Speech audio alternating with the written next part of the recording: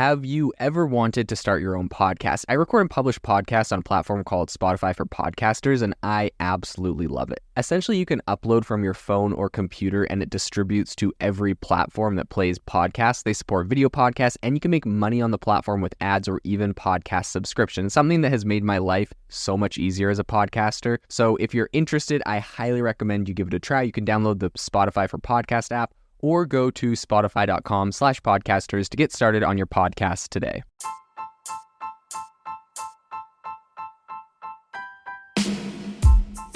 Welcome to the ChatGPT podcast. I'm your host, Jaden Schaefer. Each episode, we dive into the latest developments in the exciting field of artificial intelligence, exploring its applications and potential impacts on our daily lives. If you are looking for an innovative and creative community of people using ChatGPT, you need to join our ChatGPT creators community. I'll drop a link in the description to this podcast. We'd love to see you there, where we share tips and tricks of what is working in ChatGPT. It's a lot easier than a podcast, as you can see screenshots, you can share and comment on things that are currently working. So if this sounds interesting to you, check out the link in the comment. We'd love to have you in the community. Since its launch, ChatGPT has been integrated and used by a lot of big companies. Coca-Cola recently inked a deal specifically with OpenAI to integrate it. Bain Consulting is doing essentially partnerships with OpenAI to get it integrated into a bunch of different corporations. But one of the biggest I've heard so far is that the Pentagon is currently very interested in using ChatGPT. So today on the podcast, we're going to talk about what they're saying and why this is important. So first off, a lot of this comes from the fact that the Air Force CIO recently said that ChatGPT can make short work of Pentagon tasks. So pretty much what's happening right now is essentially the Department of Defense, where a lot of consuming tasks and red tape can just clog up the pathway to getting anything done. We know how government is. It's horrible in that regard.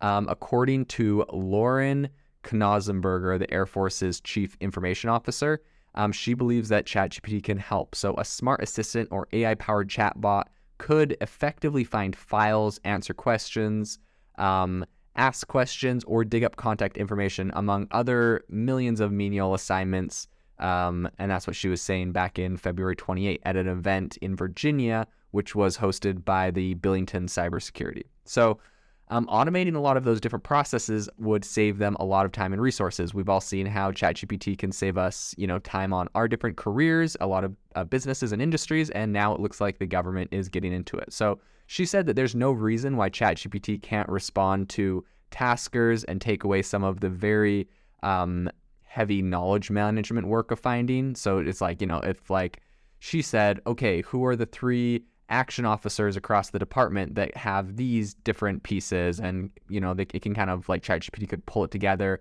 And she says that there's a lot of power there that they can harness in the near future. So it looks like they're actually, actively looking at how they would implement this. As you know, ChatGPT's capability of carrying a very convincing conversation and pumping out, content like computer code or children's stories is, really exploding right now. And apparently it actually recently, pretty quickly, caught the attention of the Pentagon. Generative AI, which is, what fuels ChatGPT, was recently added to a Defense Information Systems Agency tech watch list, which previously had things like 5G, zero trust cybersecurity, edge computing, and a lot of others. So they're like very actively looking at this space. The DISA Chief Technology Officer, Stephen Wallace, like just in late January, described it as as he said, a pretty interesting capability, and said that we're starting to look at how does generative AI actually change DISA's mission to in the department and what we provide for the department going forward. So it's very actively being looked at. I think militaries worldwide are kind of investing in AI and adjacent tech to improve battlefield analysis, prediction, maintenance needs, and just to kind of like streamline logistics.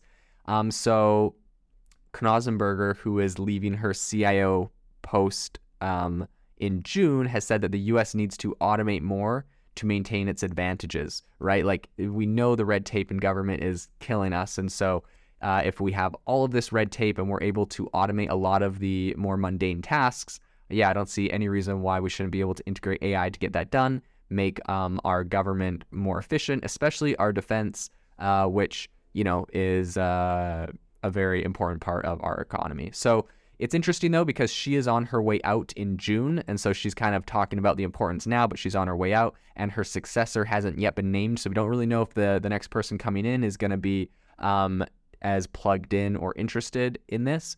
But it's interesting to note that public spending on AI, including automation at the Defense Department, jumped to $2.5 billion in 2021, which is from a little bit more than, it was at about 600 million back in 2016. So more than 685 AI projects, including several tied to major weapon systems, were underway as of early 2021. I'm sure that's exploded in 2022, and with ChatGPT this year, that is going to only get bigger. So it'll be interesting watching the space, seeing where that goes, looking at the ethical implications of a lot of that, and seeing how this evolves. The innovation in AI right now is absolutely exploding. If you want to stay on top of all the insane disruptions and innovation that's happening right now, you need to subscribe to our newsletter on AIBox.ai. We send you daily everything that is happening, the news and the crazy advancements in AI technology straight to your inbox for free every single day. So go to AIBox.ai, subscribe, and stay ahead of the curve on the world of AI.